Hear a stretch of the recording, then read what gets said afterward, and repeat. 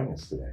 Thanks. Can you first introduce yourself? Sure. I'm Heather Vahdat. I'm the Executive Director of the Male Contraceptive Initiative. Fantastic. Thank you, Heather. So our first question, half of all pregnancies worldwide are unintended, yet half of all heterosexual couples are men. Why don't we have more male contraceptives? And why can't men, couples really, have greater reproductive autonomy? I think that's a great question. Really, it stems from the fact that I think that contraception has been so inextricably linked with female empowerment and, women's rights. And I think that we've fought very hard to get to where we are today. And we know that modern contraceptive methods have a ways to go still for women. But it's time that we have a pause now and look at the next generation, phase 2, and how to bring men more into the fold. Because inadvertently, what we've done is place the burden solely on women. So yes, we're able to control our fertility so that we can achieve our educational goals or our career goals or whatever the goals might be that involve planning the timing and spacing of our families. But right now, it's really primarily on the shoulders of women. And so we're hearing more women and men say that needs to change. So phase 2 is not only improving upon existing female methods, but let's make a true method mix that allows men to be able to take part in that and have their own reproductive autonomy as well. Heather, there seems to be a gendered double standard related to side effects with respect to contraceptives. Can you speak to that? Yeah, absolutely. I think that a big part of that is a lot of misinterpretation and misinformation about trials that have happened in the past and how they were discontinued because men couldn't tolerate side effects. When in fact, it wasn't necessarily that. The side effects were severe, and those trials are always monitored by what's known as a data safety and monitoring board. And those are the folks who make the ultimate decision. So it's always about this risk calculus. And when you're thinking about a contraceptive, for instance, and you're preventing someone from being fertile, the risk calculus for a woman is an unintended pregnancy, which carries a biological burden and potential impact. And I think that when you're sitting in a regulatory position or an oversight position and you think of a man having side effects compared to not getting pregnant, it's a little bit different. Now, that's not to say that there is no risk for men in an unintended pregnancy situation either. And that's something that we're trying to change the conversation about as well. So that's not to say, obviously, women bear the brunt of an unintended pregnancy, both biologically and in every other way. However, men also can be burdened by that through, a chain of events. There's economic, social, and the pressures that come with that can result in physical burdens as well. So there's a lot to be done around that, but we should definitely not dismiss the fact that men would have an impact from an unintended pregnancy as well. Can you talk about how a safe, effective, easy to use male contraceptive would change the world? Yeah, absolutely. So there's the immediate social and relationship aspect, right? Like that's a game changer. Being able to have an actual conversation and discuss who is going to be contracepting when, it brings more equity into the relationship just organically. But the impact goes far beyond that. It's global, truly, in every sense. So for instance, I know that we talk about the Sustainable Development Goals a lot at MCI and how contraception is really an integral part of achieving every single one of those goals, which may seem a bit of an outlandish, statement to a lot of folks, but it's true. So if you're looking at strictly unintended pregnancies in the world, the unintended pregnancy rate is, 125 million right now, and the projected annual global population increase is 92 million. So when you talk about just addressing unintended pregnancies, you're addressing some of those population level impacts as well.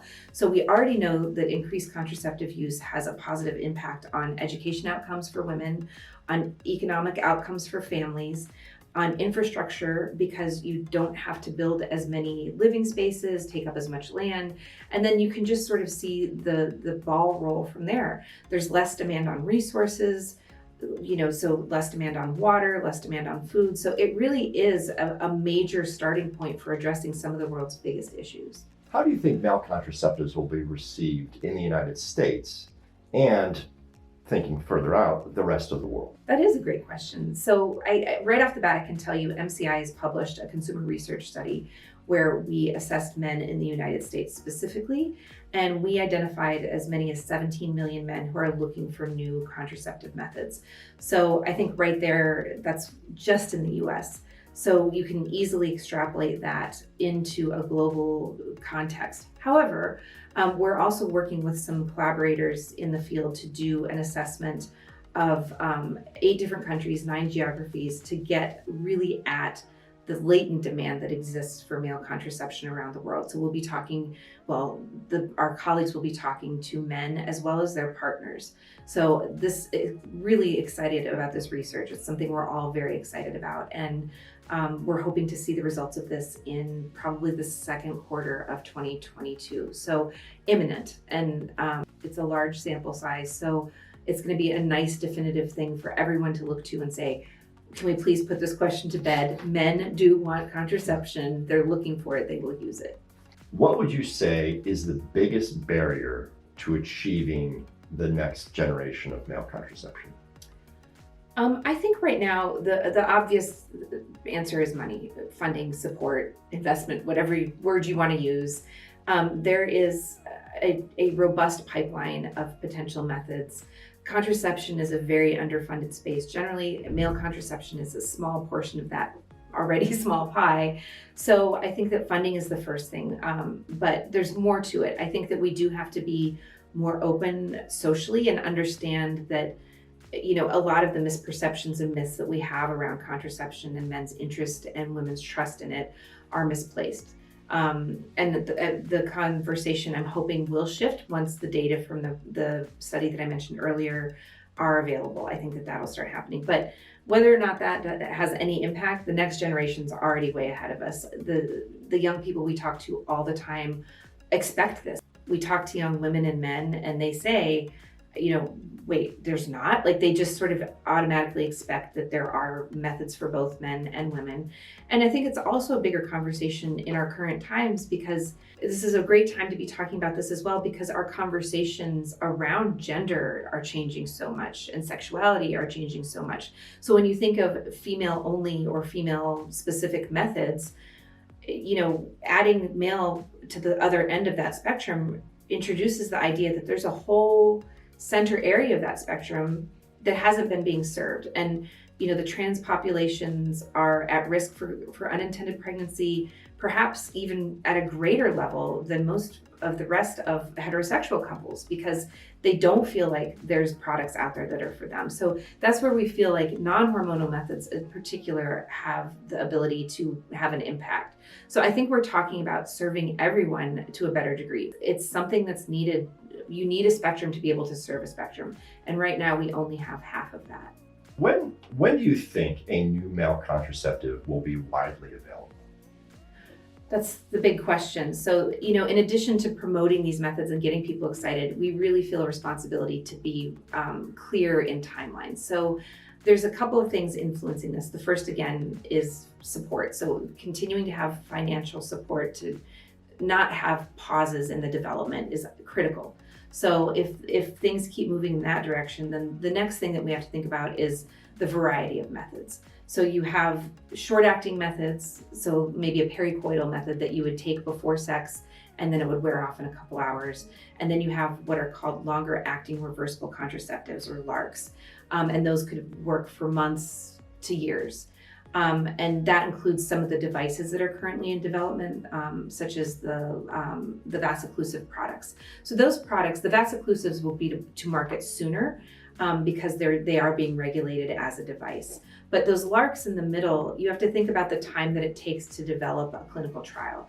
So if you have a product that you're targeting for use for 3 years, those clinical trials have to go on for that full length of time. So if you think of the time it takes to recruit patients and participants into a study and then follow them for that 3-year period and then beyond, you know, that's a huge rate limiting step, an important rate limiting step.